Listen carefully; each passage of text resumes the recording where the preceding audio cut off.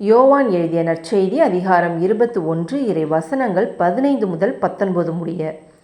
அவர்கள் உணவருந்திய பின் இயேசு சீமோன் பேதுருவிடம், யோவானின் மகன் சீமோனே, நீ இவர்களை விட மிகுதியாக என் மீது அன்பு செலுத்துகிறாயா என்று கேட்டார். அவர் இயேசுவிடம், ஆம் ஆண்டவரே, எனக்கு உம்மிடம் அன்பு உண்டு என உமக்கு தெரியுமே என்றார். இயேசு அவரிடம், என் ஆட்டுக்குட்டிகளை பேணி வளர் என்றார். இரண்டாம் முறையாக இயேசு அவரிடம், யோவானின் மகன் சீமோனே, நீ என் மீது அன்பு செலுத்துகிறாயா என்று கேட்டார். அவர் இயேசுவிடம், ஆம் ஆண்டவரே, எனக்கு உம்மிடம் அன்பு உண்டு என உமக்கு தெரியுமே என்றார்.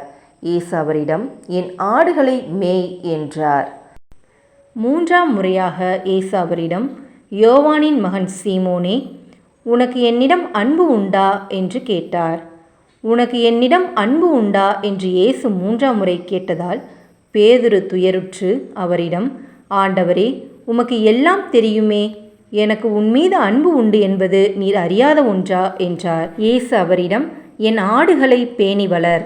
நீ இளைஞனாக இருந்தபோது நீயே இரையை கட்டிக்கொண்டு உனக்கு விருப்பமான இடத்தில் நடமாடி வந்தாய்.